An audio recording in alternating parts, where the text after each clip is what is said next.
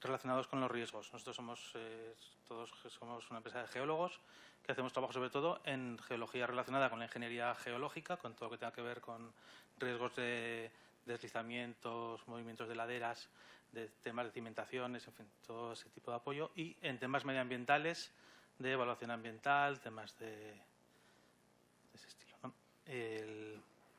Somos colaboradores de hace unos pocos años de la asociación GVSIG y además de la Universidad de Zaragoza, que también en el marco de estos trabajos también están en ese marco.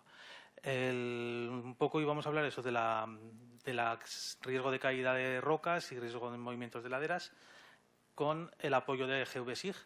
Y entonces pensamos hacer un pequeño planteamiento del problema y los dos casos de uso sencillitos, ¿vale?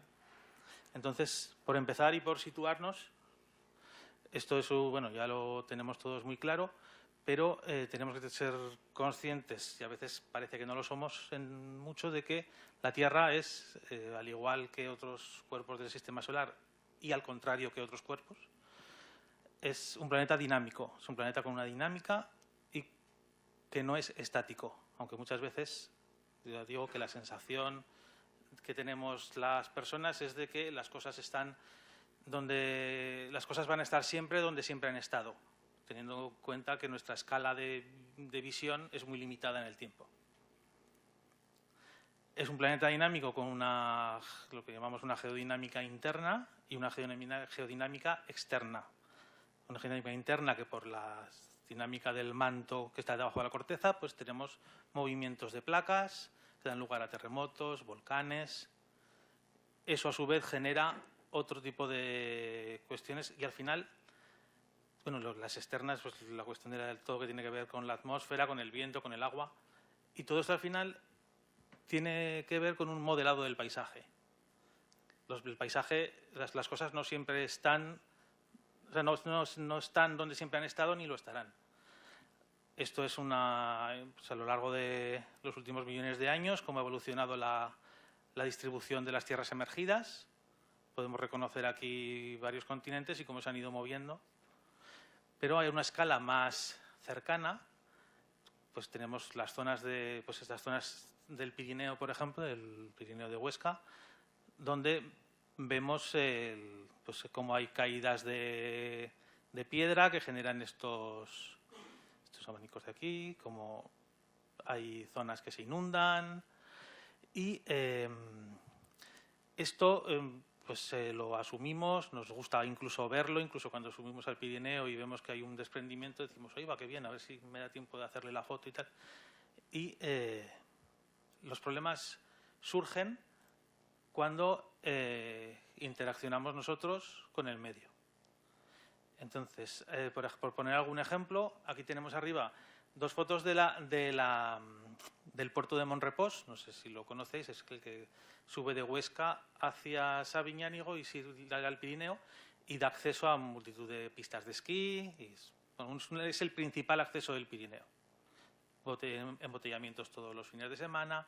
Entonces, pues se está convirtiendo en autovía y esto es un tramo de autovía abierto ya al tráfico, que se puede ver como al poco de abrirse al tráfico, pues hay un deslizamiento de unos bloques, cortan la carretera, cogieron algún coche, no pasó nada, no hubo daños personales por poco. Y esta es la carretera en obras, ¿vale? Pues también se fue un trozo y esto ya fue el caos. 10 días sin poder subir al Pirineo por aquí, pues el caos. Esto es una carretera nueva en la zona de los Pintanos, que es el norte de la provincia de Zaragoza, y es una carretera nueva, pero con un diseño, pues a lo mejor no acertadamente trazado, porque enseguida tuvo esos problemas. Y esto es un deslizamiento en la localidad de Alcañiz, que está en Teruel. No sé si os llegaría por prensa, fue el año pasado. Es una localidad de unas 15.000 personas y unas viviendas que siempre habían estado allí tuvieron un problema y yo creo que por una serie de circunstancias no pasó tanto como podía haber pasado. Esto es el antes y esto es el después, ¿no? Si Si vemos aquí, están al pie de un cerro y este cerro, pues durante muchos años habían hecho ahí unos rellenos, había una muralla, parte de una muralla, la muralla cedió. Y esto podía haber pasado mucho, pero a las 2 de la mañana hubo un vecino que dijo: oigo ruidos raros, que los tuvo que oír. Se le ocurrió llamar a la policía municipal, que a uno se le podría decir, bueno, mañana por la mañana ya llamaré. Pues llamó en ese momento. El policía local que cogió el aviso fue inmediatamente. Y no solo fue, sino que viendo el asunto dijo: a desalojar a esto, y se desaloja inmediatamente. Y a las 3 de la mañana estaban desalojando las casas. Esto podía no haber ocurrido así, y a las 4 o las 5 de la mañana se fue abajo todo. Se desalojaron 33 personas, podemos estar hablando de 12, 13 muertes fácilmente, que son las personas que han perdido su casa. Entonces, yo creo que hay gracias a una serie de conjunciones, ¿no? Pues cada uno hizo lo que tenía que hacer en el momento y se salvó. Pero todo esto es un poco de contexto de que muchas veces pensamos que las cosas siempre han estado así y no tiene por qué pasar nada. Y pues cada X tiempo en la prensa vamos viendo que las cosas no siempre están como siempre, ¿no? Estos son otros ejemplos de desprendimientos. Esto es unas pasarelas turísticas que pues hay unas rocas que aparentemente en el monte, esto es el Prepirineo, no tienen ningún problema hasta que ponemos unas pasarelas para que la gente haga turismo y las pase por aquí, y cuando hay unas lluvias un poco más intensas, pues se rompen las pasarelas por aquí. Como llueve de noche no pasa nada, pero otros días no llueve de noche, ¿no? Y esto es un caso que es uno de los casos prácticos que comentaré ahora, que es una instalación, una fábrica en el Pirineo también, que pues no ha tenido problemas con la ladera que tiene al lado, y ahora veremos un poco por qué. En el caso de la inestabilidad de laderas, un poco según esa es la clasificación un poco más utilizada, que es del Servicio Geológico Británico. Y bueno, básicamente la cosa va desde de lo que son caídas de bloques, que será un poco el caso 1, a deslizamientos de masa de ladera, que será el caso 2 que vamos a ver. En cuanto al caso de caída de rocas, son muy sencillitos los dos, lo que hemos hecho. Esto es una zona en la que se quiere hacer más urbanización, ya se ve que hay alguna vivienda, pero ahí existe este talud de rocas, y en algún momento determinado alguien dice: ¿y esto puede ser peligroso o no?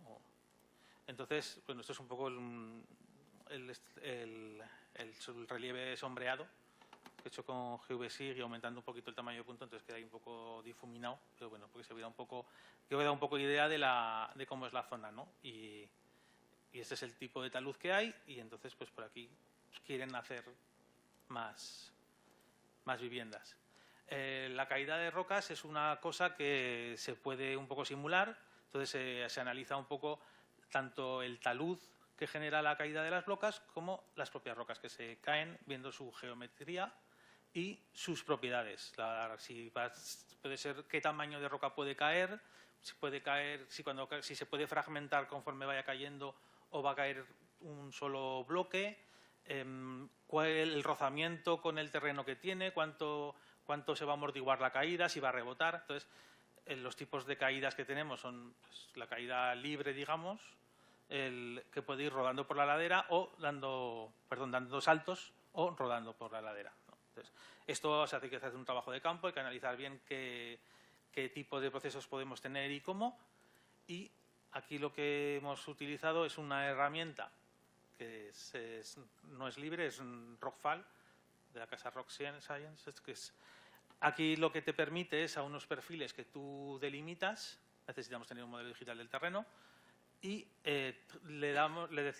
definimos unos tamaños, un tamaño estadístico de bloques con una dispersión, y él lo que hace es por cada perfil lanza 100 y te da los resultados. Te dice, pues a tanta distancia llegan X bloques, a tanta distancia X bloques, a tanta distancia X bloques, que es esta columna, esto de aquí.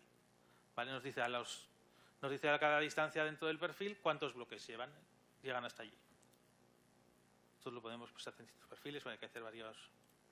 Entonces, lo que hemos hecho con GVSIG es decir, vale, pues vamos a coger estos perfiles con la información que nos ha dado el software y lo hemos metido con el proceso de introducir puntos a unas distancias concretas en una línea y con la tabla, como nos permite coger la tabla, pues la misma tabla, cogiendo los datos del número del perfil y la distancia que tenemos, hemos conseguido, ponemos los puntos encima de la tabla. Luego, ¿qué es esto que tenemos? Aquí también tenemos todos los puntos y tenemos la tabla que nos queda generada con el número de perfil y las distancias. Ahora, con una unión de tabla sencilla, metemos los números de bloques a cada distancia dentro de cada perfil. Y bueno, tenemos otra capa de puntos que además podemos discriminar, quitar los que tienen 0.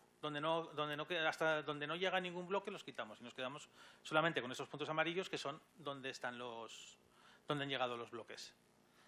Y luego, mediante un mapa de calor, hemos hecho una distribución de mayor número de bloques para ver las zonas más peligrosas. Esto es alguna casa que está hecha y tal. Esta de aquí, por ejemplo. Pues esto permite, luego con la ayuda también del programa Rockfall o con otro tipo de software, ver si hay zonas que se pueden proteger con unas pantallas que absorban esas rocas y ver qué dimensiones tendrían que tener y tal. O también, claro, sobre todo, lo ideal, esto es el hacer el trabajo antes y poderlo ver para de cara a la planificación y evitar tener que proteger zonas, sino dejar zonas que no se deban construir, ¿no? Y luego, para acabar, con la de los movimientos de ladera, esta es una evolución desde el año 56 hasta la actualidad de una ladera, de unas parcelas, que vemos que en el año 77 empiezan a urbanizar para hacer una planta de una fábrica. Claro, lo que se hace es, yo tengo mi pendiente original y me hago una cosa así más o menos. Pero esto se hace así, pues lo corto y ya está. No tiene por qué pasar nada. Y entonces lo que pasa es que esto es con un vuelo de dron, hemos caracterizado todas estas grietas. Aquí no sé si se ve bien el desplazamiento del muro, aquí hay un salto, porque toda la masa de la ladera está empujando contra aquí, incluso el muro está pasando, pues la ladera está pasando por encima del muro y saltando aquí, ¿no? Entonces se consiguió convencer a la empresa de que lo que había que hacer era conocer geológicamente cómo es esa ladera. Se hicieron una serie de sondeos, que es esto, que te sacan estas cajas con lo que vamos sacando de abajo, se hacen unas columnas para ver lo que es y luego unos modelos de esa ladera, de ver cómo es la ladera. Entonces, en algunos de estos sondeos los utilizamos con lo que se llaman inclinómetros, unos tubos que se hormigonan y se dejan con unas guías donde se puede meter este aparato de aquí, que es una sonda que lleva unas ruedecitas, lo bajamos por las guías y nos dice cómo se mueve hay una línea vertical que es la primera medida que hacemos, que la toma como 0, y a partir de ahí, con el tiempo, nos va sacando la deformación del tubo. Esto es cómo se va deformando el tubo, digamos, que tenemos, y nos da idea de las tasas de movimiento que está teniendo la ladera. Entonces, con una red de inclinómetros que hicimos en la ladera, hicimos un crigeado de distintas zonas. Por ejemplo, esto es del límite inferior de la superficie de rotura. Entonces, nos da idea de la geometría de la superficie de rotura y que combinado con el análisis de las grietas que hemos visto en superficie, podemos ver las direcciones principales de movimiento, las zonas que más se están moviendo y aquí lo que se ha hecho son ver las tasas de movimiento en centímetros año, pero a distintas profundidades.